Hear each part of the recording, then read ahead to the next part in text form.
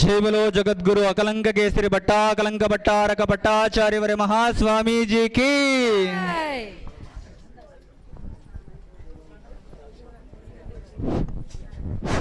Hello hello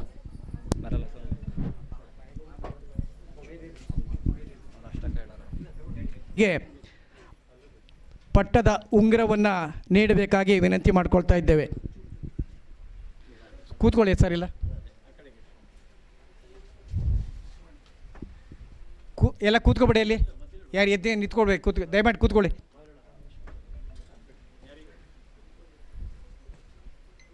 ಪಿಂಚವನ್ನು ಈಗ ನೀಡಬೇಕಾಗಿ ವಿನಂತಿ ಮಾಡ್ಕೊಳ್ತಾ ಇದ್ದೆ. ಪರಂಪರಾಗತವಾಗಿ ಬಂದಿರತಕ್ಕಂಥ ಪಿಂಚವನ್ನು ನೀಡಬೇಕು ಅಂತ ವಿನಂತಿ ಮಾಡ್ಕೊಳ್ತಾ ಇದ್ದೇವೆ. ಹಾಗೆಯೇ ಪೂರ್ವಕಾಲದಿಂದ ಬಂದಿರತಕ್ಕಂಥ ಕಮಂಡಲವನ್ನು ನೀಡಬೇಕಾಗಿ ವಿನಂತಿ ಮಾಡ್ಕೊಳ್ತಾ ಇದ್ದೇವೆ.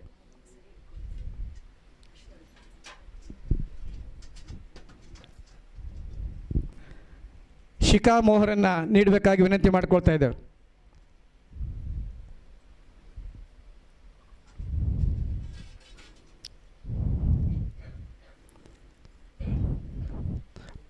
ಪಟ್ಟದ ಹಾರವನ್ನು ನೀಡಬೇಕು ಅಂತ ವಿನಂತಿಯನ್ನು ಮಾಡಿಕೊಳ್ತಾ ಇದ್ದೇವೆ.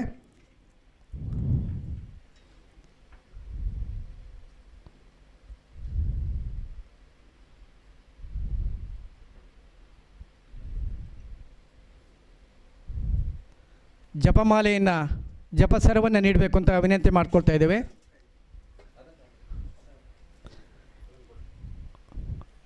ಇನ್ನೊಂದು ಮಾಲೆಯನ್ನು ನೀಡಬೇಕು ಅಂತೇಳಿ ಮಠದ ಎಲ್ಲ ಭಕ್ತಾದಿಗಳು ಸೇರಿ ಸ್ವರ್ಣಖಚಿತ ಪಿಂಚವನ್ನು ನೀಡಬೇಕು ಅಂತ ವಿನಂತಿ ಮಾಡಿಕೊಳ್ತಾ ಇದ್ದೇವೆ. ರಾಜ್ಕುಮಾರ್ ಅವರು ಹಾಗೆ ಸಂಗಮಯ್ಯವರು ಮತ್ತು ಎಲ್ಲರೂ ಸೇರಿಬಿಟ್ಟು ಹಿರಿಯರೆಲ್ಲ ಸೇರಿ ಇವತ್ತಿನ ಪೂಜಾಕರ್ತರು ಶ್ರೀಗಳವರಿಗೆ ಸ್ವರ್ಣಖಚಿತ ಪಿಂಚವನ್ನು ನೀಡಬೇಕು ಅಂತ ಕೇಳೋದು. ಸ್ವಸ್ತಿ ಶ್ರೀ ಭಟ್ಟ ಕಲಂಕ ಭಟ್ಟಾರಕ ಭಟ್ಟಾಚಾರ್ಯ ಮಹಾಸ್ವಾಮೀಜಿ ಕಿ, ಅಹಿಂಸಾ ಪರಮೋ ಧರ್ಮ ಕಿ. ಸ್ವಸ್ತಿ ಶ್ರೀ ಭಟ್ಟ ಕಲಂಕ ಭಟ್ಟಾರಕ ಭಟ್ಟಾಚಾರ್ಯ ಮಹಾಸ್ವಾಮೀಜಿ ಕಿ. ಶ್ರೀಗಳವರ ಪಾದಪೂಜೆ ಈಗ ನೆರವೇರಿಸಬೇಕು ಅಂತ ವಿನಂತಿ ಮಾಡ್ಕೊಳ್ತೇವೆ. ಕೂತ್ಕೊಳ್ಳಿ ಎಲ್ಲರೂ. ದಯಮಾಡಿ ಕೂತ್ಕೊಂಬಿಡಿ ಎಲ್ಲ.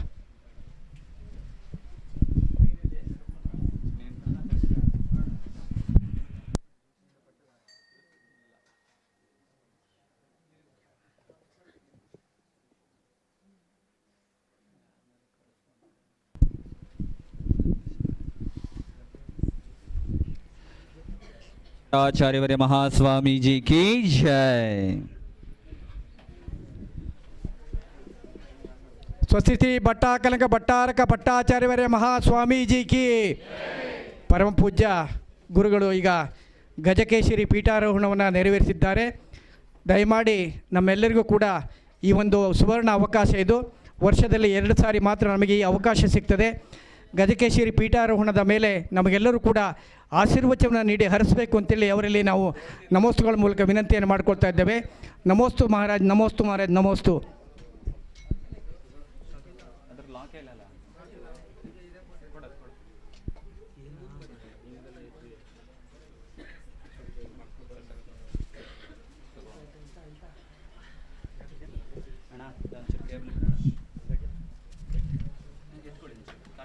ಕೂತ್ಕೊಳ್ಳಿ ಎಲ್ಲ, ಕೂತ್ಕೊಳ್ಳಿ ಅಲ್ಲಿ.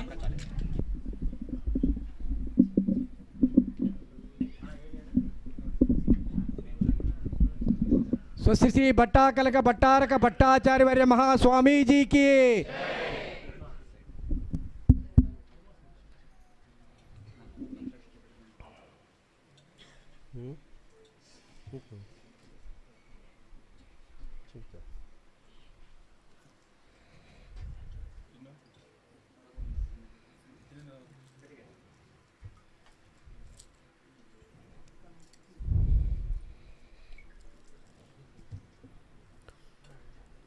श्रीमत्परमगंभीर स्याद्वादामोगलांचनं जियात्रैलोक्यनाथस्य शासनं जिनशासनं.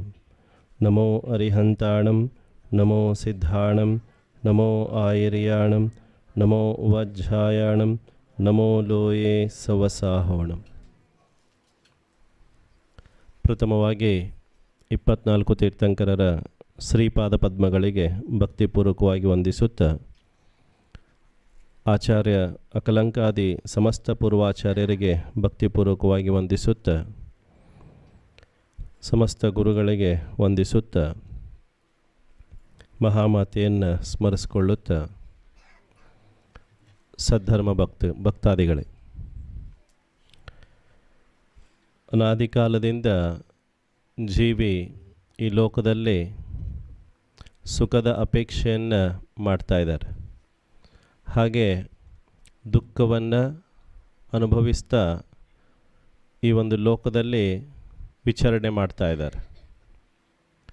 ಎಲ್ಲ ಜೀವಿಗೂ ಕೂಡ ಈ ಲೋಕದಲ್ಲಿ ಸುಖ ಬೇಕು, ಹಾಗೆ ಮುಂದಿನ ಗತಿ ಸದ್ಗತಿ ಸಿಗಬೇಕು ಅಂಥೇಳಿ ಎಲ್ಲರಿಗೂ ಆಸೆ ಆಕಾಂಕ್ಷೆ ಇದ್ದೇ ಇರ್ತದೆ. ಆಚಾರ್ಯರು ತಿಳಿಸ್ತಾರೆ ಶ್ರಾವಕಾಚಾರ್ಯದಲ್ಲಿ, ಧರ್ಮ ಒಂದೇ ಇದೆ, ಆ ಧರ್ಮ ಒಂದೇ ನಮ್ಮನ್ನು ಉದ್ಧಾರ ಮಾಡಲಿಕ್ಕೆ ಸಾಧ್ಯ. ಯಾರು ಧರ್ಮವನ್ನು ಆಚರಣೆ ಮಾಡ್ತೀವಿ ಅವರು ಮಾತ್ರ ಈ ಲೋಕದಲ್ಲಿ ಸುಖ, ಶಾಂತಿ, ನೆಮ್ಮದಿ, ಹಾಗೆ ಮುಂದಿನ ದಿನಗಳಲ್ಲಿ, ಮುಂದಿನ ಜನ್ಮಗಳಲ್ಲಿ ಕೂಡ ನಾವು ಆತ್ಮೈಕ ಸುಖವನ್ನು ಅನುಭವಿಸ್ಬೋದು ಅಂತ ತಿಳಿಸ್ತಾರೆ. ನಾವೆಲ್ಲರೂ ಯೋಚನೆ ಮಾಡಬೇಕು. ರತ್ನಕರ್ಣಕ ಶ್ರಾವಕಾಚಾರದಲ್ಲಿ ಆಚಾರ್ಯರು ಸ್ಪಷ್ಟವಾಗಿ ಹೇಳ್ತಾರೆ, ಧರ್ಮ ಕಷ್ಟದಲ್ಲಿದ್ದವರನ್ನು ಎತ್ತಿ ಅತಿ ಉತ್ತಮವಾಗಿರ್ತಕ್ಕಂಥ ಸುಖವನ್ನು ಕೊಡ್ತದೆ ಅಂತ ತಿಳಿಸ್ತಾರೆ. ದೇಶಯಾಮಿ ಸಮೀಚೀನಂ ಧರ್ಮಂ ಕರ್ಮ ನಿಬರ್ಹಣಂ ಸಂಸಾರ ದುಃಖದ ಸತ್ವಾನ್ ಯೋಧರ ಅತ್ಯುತ್ತಮೇ ಸುಖೆ. ಈ ಯೋಧರ ಅತ್ಯುತ್ತಮೇ ಸುಖೆ ಅಂತಕ್ಕಂಥ ಈ ಶಬ್ದ ನಾವು ಯಾವಾಗಲೂ ತೆಗೆದು ನೋಡ್ಕೋಬೇಕಾಗ್ತದೆ. ಈ ಲೋಕದಲ್ಲಿ ಅತಿ ಉತ್ತಮವಾಗಿರ್ತಕ್ಕಂಥ ಸುಖವನ್ನು ಧರ್ಮ ಕೊಡ್ತದೆ ಅಂತ ತಿಳಿಸ್ತಾರೆ. ಹಾಗಿದ್ದರೆ ಆ ಧರ್ಮ ಯಾವುದು? ಧರ್ಮ ಧರ್ಮ ಧರ್ಮ ಅಂಥೇಳಿ ನಾವೆಲ್ಲರೂ ಹೇಳ್ತಾ ಇರ್ತೀವಿ. ಯೋಧರ ಅತ್ಯುತ್ತಮೇ ಸುಖೆ, ಈ ಲೋಕದಲ್ಲಿ ಅತಿ ಉತ್ತಮವಾದ ಸುಖವನ್ನು ಕೊಡ್ತದೆ ಅಂತ ಹೇಳ್ತಾರೆ. ನಾವು ಯಾವ ಧರ್ಮವನ್ನು ಆಚರಣೆ ಮಾಡಬೇಕು ಅಂಥೇಳಿ ಕೇಳ್ತಾರೆ. ಅದಕ್ಕೆ ಆಚಾರ್ಯರು ಮತ್ತೆ ಇನ್ನೊಂದು ಶ್ಲೋಕವನ್ನು ತಿಳಿಸ್ತಾರೆ. ಏನಂಥೇಳಿ, ದಮ್ಮೋ ಮಂಗಲ ಮುಕ್ಕಿಟ್ಟಂ ಅಹಿಂಸಾ ಸಂಜಮೋತವು ದೇವಾವೀತಂ ನಮಂಸಂತಿ ಜಸ್ಸ ದಮ್ಮೆ ಸಯಾಮಣೋ ಅಂಥೇಳಿ ಹೇಳ್ತಾರೆ. ಧರ್ಮ ಅತಿ ಉತ್ತಮವಾದ ಮಂಗಲವಾಗಿದೆ. ಧರ್ಮ ಎಲ್ಲರಿಗೂ ಮಂಗಲವನ್ನು ಮಾಡ್ತಕ್ಕಂಥದ್ದಾಗಿದೆ. ದಮ್ಮೋ ಮಂಗಲ ಮುಕ್ಕಿಟ್ಟಂ ಅಹಿಂಸಾ ಸಂಜಮೋತವು. ಆ ಧರ್ಮದ ಸ್ವರೂಪ ಏನು ಅಂತ ಕೇಳಿದರೆ, ಧರ್ಮ ಅಂತ ಹೇಳಿದ್ರಿ ಸ್ವಾಮೀಜಿ, ಹಾಗಿದ್ರೆ ಧರ್ಮದ ಸ್ವರೂಪ ಏನು, ನಾವೇನು ಆಚರಣೆ ಮಾಡಬೇಕು ಅಂತ ಕೇಳಿದರೆ, ಅಹಿಂಸಾ ಸಂಜಮೋ ತವೋ, ಅಹಿಂಸೆ, ಸಂಯಮ ಮತ್ತು ತಪಸ್ಸು, ಇದನ್ನು ಆಚರಣೆ ಮಾಡಬೇಕಂತೆ. ಯಾರು ಅಹಿಂಸೆಯನ್ನು ಮನವಚನಕಾಯಿ ಶುದ್ಧಿಯಿಂದ ತಮ್ಮ ದೈನಂದಿನ ಜೀವನದಲ್ಲಿ ಅಳವಡಿಸ್ಕೊಂಡು ಆಚರಣೆ ಮಾಡ್ತಾರೆ, ಅವರು ಈ ಲೋಕದಲ್ಲಿ ಉತ್ತಮ ಸುಖವನ್ನು ಅನುಭವಿಸ್ತಾರೆ. ಹಾಗೆ ಸಂಯಮ, ಇಂದ್ರಿಯಗಳ ನಿಗ್ರಹವನ್ನು ಯಾರು ಹತೋಟಿಯಲ್ಲಿ ಇಟ್ಕೋತಾರೆ, ಇಂದ್ರಿಯಗಳ ನಿಗ್ರಹವನ್ನು ಯಾರು ಮಾಡ್ತಾರೆ, ಅವರು ಈ ಲೋಕದಲ್ಲಿ ಸುಖವನ್ನು ಅನುಭವಿಸ್ತಾರೆ. ಎಲ್ಲರೂ ಬೇಕು ಬೇಕು ಬೇಕು ಅಂತ ಇರ್ತೀವಿ, ಆದರೆ ಬೇಡ ಬೇಡ ಬೇಡ ಅಂತಕ್ಕಂಥದ್ದೇ ನಿಜವಾದ ಸಂಯಮ ಅಂತ ತಿಳಿಸ್ತಾರೆ. ಅದಕ್ಕೆ ಸಂಯಮಕ್ಕೆ ಇನ್ನೊಂದು ಅರ್ಥ ಏನು ಅಂತ ಹೇಳಿದ್ರೆ, ಕನ್ನಡದಲ್ಲಿ ಸ್ಪಷ್ಟವಾಗಿ ಸಂಯಮ ಅಂತ ಹೇಳಿದರೆ ಬೇಡ ಅಂತಕ್ಕಂಥದ್ದೇ ಸಂಯಮ. ಅದಕ್ಕೆ ನಾವು ಬೇಡ ಅಂತಕ್ಕಂಥ ಪದವನ್ನು ನಾವು ಯಾವಾಗಲೂ ಕೂಡ ನಾವು ಯೋಚನೆ ಮಾಡ್ಕೋಬೇಕು ಅಂತ ತಿಳಿಸ್ತಾರೆ. ಹಾಗೆಯೇ ವಿಶೇಷವಾಗಿ ಮತ್ತು ಅಹಿಂಸಾ ಸಂಜಮೋ ತವೋ, ತಪಸ್ಸನ್ನು ನಾವು ಆಚರಣೆ ಮಾಡ್ಕೋಬೇಕಂತೆ. ಯಾವ ತಪಸ್ಸು, ಯಾವ ರೀತಿ ತಪಸ್ಸು, ಯಾವುದಕ್ಕಾಗಿ ತಪಸ್ಸು ಆಚರಣೆ ಮಾಡಬೇಕು ಅಂತ ಹೇಳಿದ್ರೆ, ಈ ಲೋಕದಲ್ಲಿ ನಮಗೆ ಸುತ್ತುತ್ತಾ ಬಂದಿದ್ದೀವಿ. ಆ ಎಲ್ಲ ಗತಿಯಲ್ಲೂ ಸುತ್ತುತ್ತಾ ಬಂದಿದ್ದೀವಿ. ಎಲ್ಲ ಗತಿಯಲ್ಲೂ ಸುತ್ತುತ್ತಾ ಬಂದರೂ ಕೂಡ ನಮಗೆ ಸುಖ ಅನ್ನೋದು ಸಿಕ್ಕಿಲ್ಲ. ಹಾಗಿದ್ರೆ ಎಲ್ಲ ಗತಿಯಲ್ಲೂ ನಾವು ಕರ್ಮವನ್ನೇ ಅನುಭವಿಸ್ತಾ ಬಂದಿದ್ದೀವಿ, ಕರ್ಮವನ್ನೇ ಕಟ್ಕೊಂಡು ಬಂದಿದ್ದೀವಿ. ಈಗ ನಾವಿಲ್ಲಿ ಕೂತಿದ್ದೀವಿ ಅಂತ ಹೇಳಿದ್ರೆ, ನಮಗೆ ಯಾವುದಾದ್ರೂ ಒಂದು ಕರ್ಮ ನಮಗೆ ಅಂಟ್ಕೋತಾನೆ ಇರ್ತದೆ. ಅದು ಶುಭನೋ ಅಶುಭನೋ, ಅದು ನಿಮ್ಮ ಮನಸ್ಸಿನ ಪರಿಣಾಮದ ಮೇಲೆ ಇರ್ತದೆ. ನೀವು ಇಲ್ಲಿ ಕೂತ್ಕೊಂಡು ಒಳ್ಳೆ ಯೋಚನೆ ಮಾಡ್ತಾ ಇದ್ದರೆ ನಿಮಗೆ ಶುಭ ಕರ್ಮಗಳ ಆಶ್ರಯವಾಗ್ತದೆ. ಇಲ್ಲಿ ಕೂತ್ಕೊಂಡು ನೀವು ಬೇಡದಿರ್ತಕ್ಕಂಥ ವಿಚಾರಗಳನ್ನು ಮಾಡ್ತಾ ಇದ್ದರೆ ಅಶುಭ ಕರ್ಮಗಳ ಆಶ್ರವ ಯಾವಾಗಲೂ ಆಗ್ತದೆ. ಅದಕ್ಕೆ ಯಾವಾಗಲೂ ಈ 4 ಗತಿಯಲ್ಲಿ, ಚತುರ್ಗತಿಯಲ್ಲಿ ನಾವು ಹುಟ್ಟುತ್ತಾ ಸಾಯ್ತಾ ನಾವು ಜನ್ಮ ಮರಣ, ಸುಖ ದುಃಖ ಇದೆಲ್ಲವನ್ನು ಅನುಭವಿಸ್ತಾನೆ ಬಂದಿದ್ದೀವಿ. ಆದರೂ ಕೂಡ ಅದು ಯಾವುದಕ್ಕೆ ಅನುಭವಿಸಿದ್ದೀವಿ ಅನ್ನೋದು ಗೊತ್ತಿದೆ, ಇದೆ. ಆದರೂ ಕೂಡ ಅದನ್ನು ನಾವು ಸರಿ ಮಾಡಿಕೊಳ್ಳಿಕ್ಕೆ ಯಾರೂ ಪ್ರಯತ್ನ ಮಾಡ್ತಾ ಇಲ್ಲ. ಮನುಷ್ಯರಾಗಿ ನಾವು ಮನುಷ್ಯರಾಗಿ ಹುಟ್ಟಿದ್ದೀವಿ ಅಂತ ಹೇಳಿದ್ರೆ ಯಾಕಾಗಿ ನಾವು ಮನುಷ್ಯರಾಗಿ ಹುಟ್ಟಿದ್ದೀವಿ? ಈ ಜನ್ಮ ನಮಗೆ ಮನುಷ್ಯಗತಿ ಸಿಕ್ಕಿದೆ ಅಂತ ಹೇಳಿದ್ರೆ ಹಿಂದಿನ ಜನ್ಮದಲ್ಲಿ ನೀವೇನು ಮಾಡಿದ್ರಿ ಅಂತ ಕೇಳಿದರೆ ಅಲ್ಪಾರಂಭ ಪರಿಗ್ರಹತ್ವಂ ಮಾನುಷಸ್ಯ ಆಯುಷಃ ಅಂತ ತಿಳಿಸ್ತಾರೆ. ತತ್ವಾರ್ ಸೂತ್ರದಲ್ಲಿ 5ನೇ ಅಧ್ಯಾಯದಲ್ಲಿ ಹೇಳ್ತಾರೆ ಅಲ್ಪಾರಂಭ ಪರಿಗ್ರಹತ್ವಂ ಮಾನುಷಸ್ಯ ಆಯುಷಃ ಅಂಥೇಳಿ. ಯಾಕೆ ಅಂತ ಹೇಳಿದ್ರೆ ನಾವು ಹಿಂದಿನ ಭಾವದಲ್ಲಿ ಅಲ್ಪ ಆರಂಭ ಅಂದರೆ ಪರಿಗ್ರಹಗಳನ್ನು ಕಮ್ಮಿಯಾಗಿ ಜೋಡಿಸಿಟ್ಕೊಂಡಿದ್ವಿ, ಅದರಿಂದ ನಮಗೀಗ ಮನುಷ್ಯಗತಿ ಸಿಕ್ಕಿದೆ. ಈ ಜನ್ಮದಲ್ಲಿ ನಾವು ಪರಿಗ್ರಹಗಳನ್ನು ಏನು ಮಾಡ್ತಾ ಇದ್ದೀವಿ? ಹೆಚ್ಚು ಹೆಚ್ಚು ಹೆಚ್ಚು ಹೆಚ್ಚು ಸೇರಿಸ್ತಾ ಇದ್ದೀವಿ. ಹಾಗಿದ್ರೆ ಹೆಚ್ಚು ಪರಿಗ್ರಹಗಳನ್ನು ಸೇರಿಸಿದರೆ ನಾವು ಮುಂದಿನ ಗತಿಯಲ್ಲಿ ಏನಾಗ್ತೀವಿ? ಅದಕ್ಕೂ ತತ್ವಾರ್ ಸೂತ್ರದಲ್ಲಿ ಮುಂದಿನ ಸೂತ್ರದಲ್ಲಿ ಹೇಳ್ತಾರೆ ಬಹು ಆರಂಭ ಪರಿಗ್ರಹತ್ವಂ ನಾರಕಶ್ಯ ಆಯುಷಃ. ಯಾರು ಬೇಕು ಬೇಕು ಬೇಕು ಅಂಥೇಳಿ ಎಲ್ಲ ಪರಿಗ್ರಹಗಳನ್ನು ಸೇರಿಸ್ತಾರೆ, ಅಗತ್ಯಕ್ಕಿಂತ ಹೆಚ್ಚು ವಸ್ತುಗಳನ್ನು ಸೇರಿಸ್ತಾರೆ, ಪರಿಗ್ರಹಗಳನ್ನು ಸೇರಿಸ್ತಾರೆ, ಅವರು ನರಕಗತಿಯನ್ನು ಬಂಧ ಮಾಡ್ಕೋತಾರೆ ಅಂತ ತಿಳಿಸ್ತಾರೆ. ಇನ್ನು ಉಳಿದಿದ್ದು ತಿರಿಯಂಚಗತಿ. ಹಾಗಿದ್ರೆ ಏನು ಅಂತ ಹೇಳಿದರೆ ಮಾಯಾಚಾರತೆಯನ್ನು ಯಾರು ಮಾಡ್ತಾರೆ?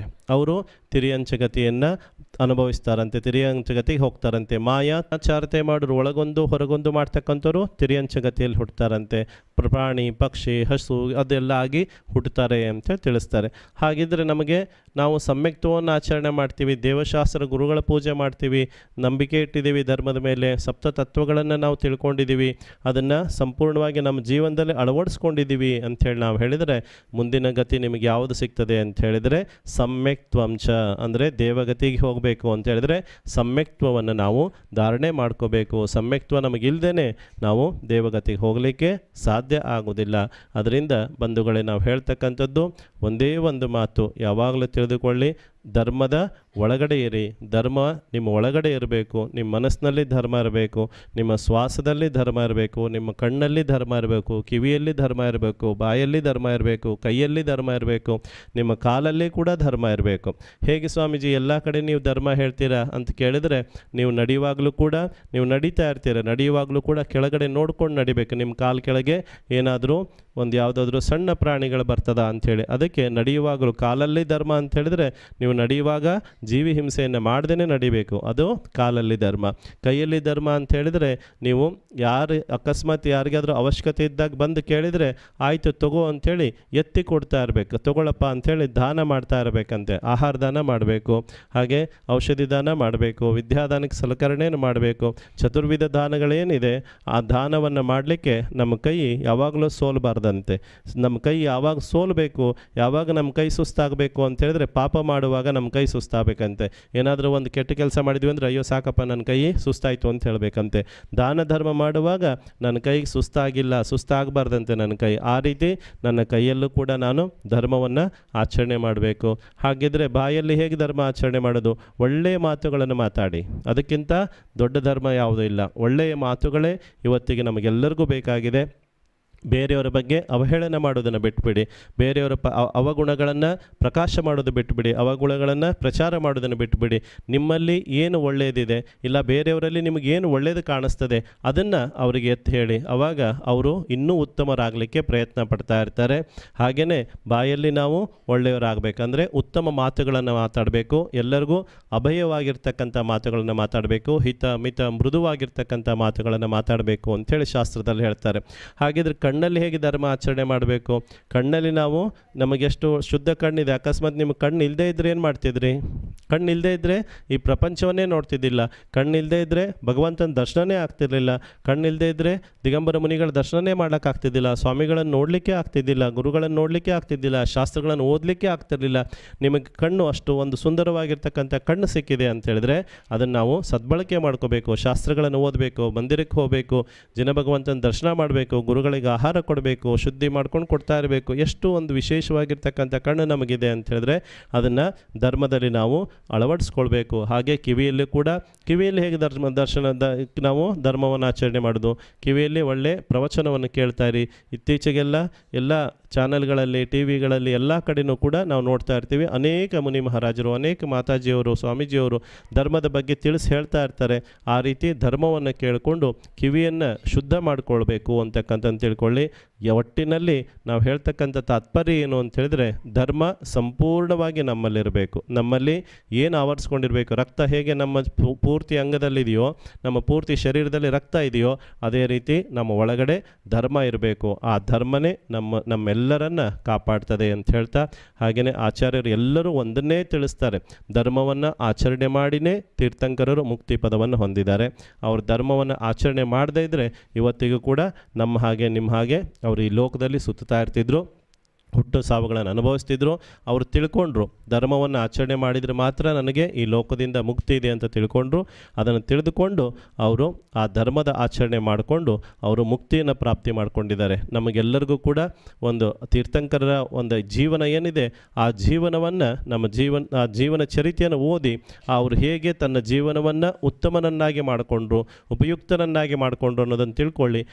ಅದೇ ರೀತಿ ನಮ್ಮ ಜೀವನವನ್ನು ಕೂಡ ನಾವು ಉತ್ತಮ ಮಾಡಿಕೊಳ್ಳಿಕ್ಕೆ ಪ್ರಯತ್ನ ಪಡೋಣ ಅಂತಕ್ಕಂಥ ಮಾತನ್ನು ಶ್ರೀಪೀಠದಿಂದ ಇವತ್ತು ತಿಳಿಸ್ತಾ, ನೀವು ಯಾವಾಗಲೂ ಧರ್ಮ ಮಾರ್ಗದಲ್ಲಿರಿ ಅಂತಕ್ಕಂಥ ಮತ್ತೊಮ್ಮೆ ಒತ್ತಿ ಹೇಳ್ತಾ, ನಿಮ್ಮನ್ನ ಧರ್ಮ ಯಾವಾಗಲೂ ಕಾಪಾಡ್ತದೆ ಅಂತಕ್ಕಂಥ ಒತ್ತಿ ಹೇಳ್ತಾ, ಸಂಪೂರ್ಣ ಪೂರ್ವಾಚಾರ್ಯರ ಆಶೀರ್ವಾದ ಅನುಗ್ರಹ ಸದ್ಭಕ್ತರಿಗೆಲ್ಲರಿಗೂ ಕೂಡ ಯಾವಾಗಲೂ ಲಭಿಸಲಿ ಅಂತಕ್ಕಂಥದ್ದು ತಿಳಿಸಿ, ಹಾಗೆಯೇ ಬಂದಿರತಕ್ಕಂಥ ಎಲ್ಲ ಭಕ್ತಾದಿಗಳಿಗೂ ಸುಖ, ಶಾಂತಿ, ಸಮೃದ್ಧಿ, ಆರೋಗ್ಯ, ಐಶ್ವರ್ಯ ಎಲ್ಲ ಪ್ರಾಪ್ತಿಯಾಗಲಿ ಅಂಥೇಳಿ ಶುಭ ಹಾರೈಸ್ತೀವಿ.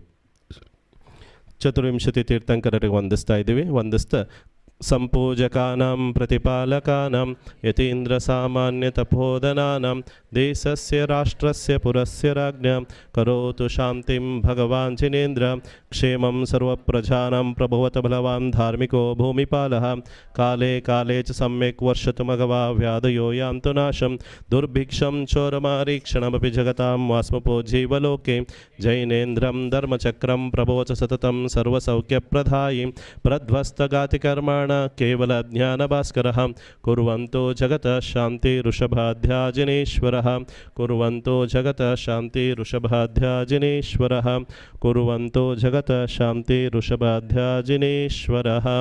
ನಮೋ ಅರಿಹಂತಾಣಂ, ನಮೋ ಸಿದ್ಧಾಣಂ, ನಮೋ ಆಯುರ್ಯಾಣಂ, ನಮೋ ವಜ್ರಾಯಾಣಂ, ನಮೋ ಲೋಯೇ ಸವಸಾಹೋಣಂ. ಸ್ವಸ್ತಿ ಭಟ್ಟಾಕಲಂಕ ಭಟ್ಟಾರಕ ಭಟ್ಟಾಚಾರ್ಯವರ್ಯ ಮಹಾಸ್ವಾಮೀಜಿ ಕಿ.